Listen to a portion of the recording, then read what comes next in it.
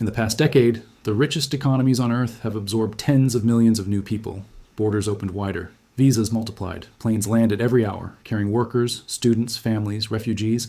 Population rose. GDP rose. Employment numbers looked strong on paper. And yet, across those same countries, something else was breaking. Young adults delayed having children because they could not afford space. Rent climbed faster than wages. Commutes grew longer. Hospitals became more crowded. Anger crept into politics. How did a policy meant to fuel growth end up deepening frustration? How did economies that added millions of workers still feel short of opportunity? And why do governments keep pulling the same lever, even as the social cost rises? To understand what is happening now, we need to step back. Not to a single country, but to a structural problem shared by almost every advanced economy. For decades after World War II, growth in rich countries followed a simple formula. Productivity rose, wages followed, populations were young, each generation was larger than the one before it. Governments built welfare states assuming tomorrow would always have more workers than today. That assumption quietly collapsed. By the early 2000s, fertility rates across the developed world had fallen below replacement level. Japan was first. Europe followed, then South Korea, then parts of North America. Societies were aging faster than their institutions could adapt. Fewer workers were expected to support more retirees, more healthcare spending, more public debt. This created a political nightmare. Raising retirement ages angered voters. Cutting benefits was electoral suicide. Increasing taxes risked slowing already fragile growth. So governments reached for a solution that looked painless in the short term: immigration. In theory, immigration solves multiple problems at once. New workers pay taxes, they fill labor shortages, they slow population decline, they keep pension systems afloat. On spreadsheets inside finance ministries, the numbers often look compelling. In practice, however, economies are not spreadsheets. Between 2010 and the early 2020s, global migration reached levels not seen in modern history. According to the United Nations, the number of international migrants surpassed 280 million. A growing share headed toward a small cluster of rich countries. The United States experienced some of the highest net migration in its history. Canada recorded population growth rates unseen since the 1950s. Several European countries absorbed waves of migrants and refugees within just a few years. Australia expanded skilled and temporary migration programs aggressively. From a distance, this looked like demographic renewal. From inside these societies, the experience felt very different. Housing was the first fault line. Homes are not built overnight. Land use regulations, zoning laws, financing constraints, and local opposition make housing one of the slowest systems to adjust. When population growth accelerates suddenly, supply almost always lags. In Canada, the numbers became impossible to ignore. Over a short span of time, population growth surged while housing completions barely moved. In some years, population increased several times faster than new housing stock. The result was predictable. Rents climbed at double-digit rates, home prices surged far beyond incomes, and young households were locked out. The United Kingdom faced a similar squeeze. London continued to attract global capital and global labor, but housing construction lagged for decades. The city accumulated extraordinary wealth at the top, while pushing essential workers farther from the center. Commutes lengthened, social tension grew. In the United States, the story varied by city, but the pattern repeated. Metropolitan areas that attracted migrants and job growth often failed to reform zoning laws. Supply remained constrained, prices rose. Even regions with ample land found themselves bottlenecked by infrastructure and local politics. Housing did not just become expensive. It became a source of quiet resentment. Longtime residents felt displaced. Newcomers struggled to gain stability. Both groups competed for a limited number of units, while owners benefited from rising asset values. Labor markets formed the second fault line. Migration undeniably expands the workforce, but where and how that workforce is absorbed matters. Many migrants enter sectors already under wage pressure: construction, logistics, food service, care work, retail. In theory, more workers should mean more output. In reality, it often means intensified competition at the bottom. In the United States, headline employment numbers remained strong throughout much of the 2010s and early 2020s. Yet real wage growth for lower-income workers lagged behind housing and healthcare costs. Productivity gains flowed upward, while labor supply expanded downward. For employers, this created flexibility. For workers, it created precarity. This is not a story of migrants stealing jobs. It is a story of bargaining power. When labor supply grows faster than demand in specific sectors, wages stagnate.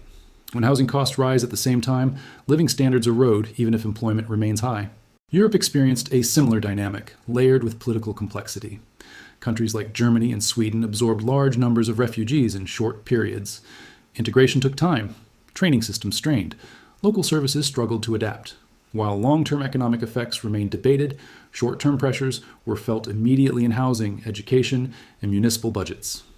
Then there is the fiscal paradox. Immigration is often justified as a way to stabilize public finances. Migrants tend to be younger, they pay taxes, they delay the fiscal crunch of aging societies.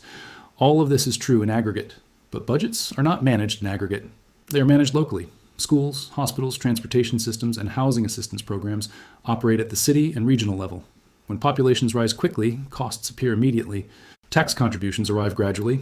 This mismatch creates fiscal stress where people actually live. Municipalities expand classrooms before income taxes materialize. Hospitals treat patients before payroll contributions accumulate. Transit systems absorb demand before funding catches up. National governments may benefit over decades, while local governments struggle year to year. This gap feeds political backlash. Across many advanced economies, public trust eroded not because people rejected diversity, but because systems felt overwhelmed. Waiting times grew, rents spiked, infrastructure aged faster than it was replaced. Citizens were told the economy was growing, yet their daily experience contradicted the narrative. Politics responded. In Europe, parties once considered fringe gained traction by linking migration to cost of living pressures. In North America, debates over borders became proxies for deeper anxieties about affordability and social cohesion. Elections increasingly revolved around identity, even when the underlying issue was structural economics. At the center of all this sits a hard truth. Immigration has been used to compensate for failures elsewhere. Productivity growth slowed across the developed world long before migration surged. Investment in automation, training, and innovation often lagged. Housing policy ossified. Infrastructure investment underperformed. Political systems avoided reforms that imposed short-term pain. Instead of fixing these issues, many governments chose population growth as a substitute for productivity growth. More workers instead of better systems. More consumers instead of higher wages. For a time, this worked.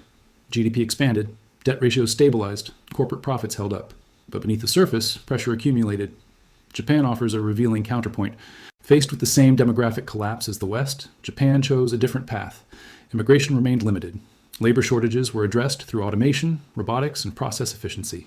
Productivity gains were uneven, and the economy stagnated in some respects, but housing remained relatively affordable. Social cohesion held, inequality rose more slowly. Japan paid a price, slower headline growth and mounting public debt, but it avoided the rapid urban crowding and housing inflation seen elsewhere. Its choice highlights a fundamental trade-off. There is no free solution to aging societies. Every path imposes costs. Immigration spreads those costs across housing, wages, and politics. Automation concentrates them in capital investment and slower consumption growth. Doing nothing concentrates them in fiscal collapse. The question is not whether migration is good or bad. The question is whether it is being paired with the reforms required to make it sustainable. So far, in many countries, it has not been. Housing supply remains constrained by outdated zoning laws. Infrastructure investment lags, population growth. Education and training systems fail to integrate workers efficiently. Productivity-enhancing reforms are postponed because population growth masks their absence. This creates a fragile equilibrium. Growth continues, but dissatisfaction rises. Economies expand, but trust contracts. Political systems become reactive rather than strategic. Looking ahead, the choices become starker. If migration continues at current levels without structural reform, housing affordability will deteriorate further. Political polarization will intensify. Social trust will erode. Growth may persist on paper, while legitimacy collapses in practice. If migration slows without productivity reform, labor shortages will worsen, fiscal pressures will accelerate, aging will bite harder.